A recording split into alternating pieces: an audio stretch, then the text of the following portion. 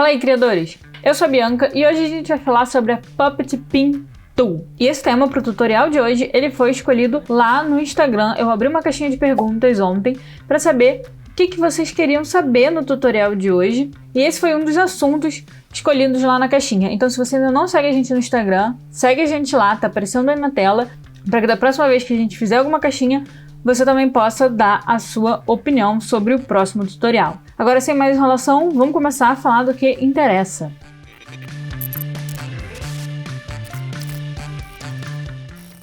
A Puppet Pin Tool é essa ferramentazinha que fica aqui em cima, que parece essas taxinhas de colocar em quadro de cortiça. E ela é uma ferramenta que pode ajudar muito na hora de fazer animações de personagem, por exemplo. Agora, vamos lá para como ela funciona.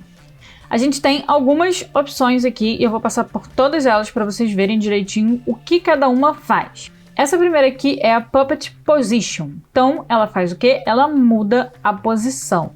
Mas como ela funciona? Eu vou vir aqui e clicar na cabeça do gatinho brabo que está de volta, com a camada selecionada.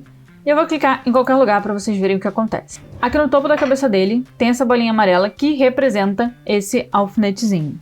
E além disso, aqui pra mim apareceu essa malha triangular. Pode ser que ela não esteja aparecendo pra você, e aí você tem que vir aqui em cima e habilitar a malha, tá vendo? Mas já eu falo um pouco mais dela. Mas o que essa ferramenta faz então, além de criar, né, esse novo visual pro gatinho? Com essa ferramenta de posição, eu consigo mover a cabeça do nosso gato. Tá vendo? Mas aí você me pergunta qual é a diferença de usar isso e o parâmetro de posição, se até agora o resultado é o mesmo. Pois é. O resultado só é o mesmo até agora porque é o único pin que está aqui adicionado no nosso personagem. O que eu vou fazer? Eu vou vir aqui adicionar um outro. Aqui bem onde estaria o pescoço dele. Sim, o pescoço, porque ele está com a cabeça, né, um pouco rebaixada e com os braços levantados. Então o pescoço dá escondido aqui atrás do cabeção do nosso gatinho. E agora, novamente, eu vou vir aqui nesse pin de cima e vou mover a cabeça do gato. Olha! E agora sim a gente tem coisas diferentes acontecendo. Além da movimentação, a gente também tem essa distorção aqui acontecendo. E com isso a gente consegue fazer movimentações diferentes do que a gente faria só com o parâmetro de posição. O segundo pin, ele é o Puppet Start. E o que ele faz? Ele deixa, esse segundo aqui, ele diminui a deformidade. Para mostrar a funcionalidade deles, eu vou criar outros pins aqui de posição aqui na orelhinha do gato. Vamos lá. E vou movimentar ele aqui. Olha como tá a orelha do gato com o pin vermelho, que né, é o Start. Eu vou deletar ele e agora a gente tem uma deformidade diferente. Ficou melhor assim? Nesse caso ficou. Então o que esse pin faz? Ele deixa meio que travado esse ponto em que o pin está posicionado. Ele não permite que esse espaço sofra tanta deformação. Então, nesse caso, ele está atrapalhando, mas se, por exemplo, você for fazer uma movimentação do braço, ou até mesmo se eu posicionar ele num local um pouco melhor, mais próximo da base da orelha dele aqui, é uma ferramenta que pode ajudar bastante, porque pode impedir que o seu objeto em questão ele sofra uma distorção um pouco errada ou diferente do que você gostaria que sofresse. Já a próxima ferramenta é o Puppet Bend e ela deforma a escala e a rotação. E através do círculo em volta a gente consegue aumentar a escala e diminuir também e fazer a rotação da nossa forma. Porque esse primeiro pin amarelinho, como eu tinha dito, ele é de posição e só de posição. Então, por mais que você consiga ter uma distorção na forma, usando esse pin, ele só funciona para posição. Enquanto esse daqui, ele é para rotação e escala, mas a gente não consegue alterar a posição através dele, apesar, né, de que quando a gente faz a rotação, você acaba tendo uma mudança ali de posição. Já o nosso quarto pin, que é o Puppet Advanced, ele já nos permite mudar a posição, a escala e a rotação. Ela é realmente a ferramenta mais completa que a gente consegue fazer tudo de uma vez. Mas o caso é que nem sempre a gente precisa de todas essas funções.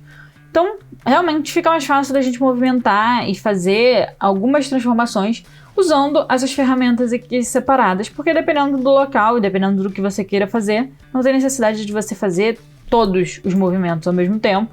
Mas não é só isso. Aqui a gente consegue, por exemplo, mudar aqui em Mesh, né, que é essa trama aqui que está aparecendo na cara do gato.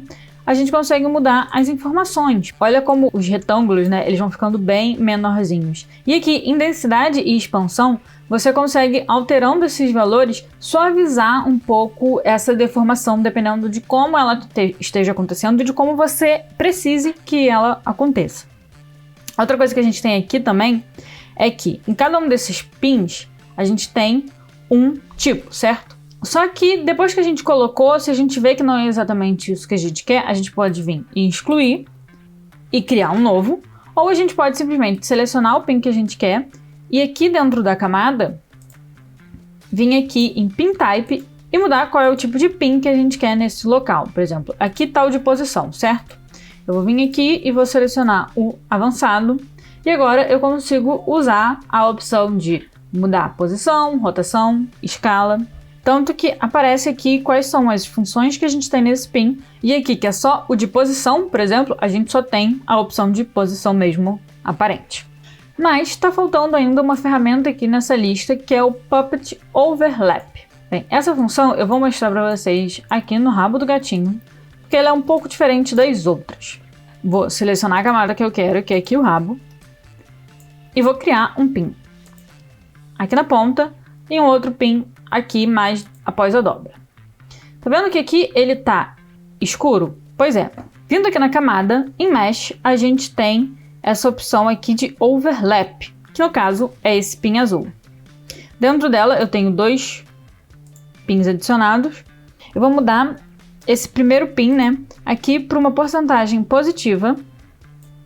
E vou mudar a extensão dele também. Vou ampliar aqui. Agora, o branco ele está começando a aparecer, certo?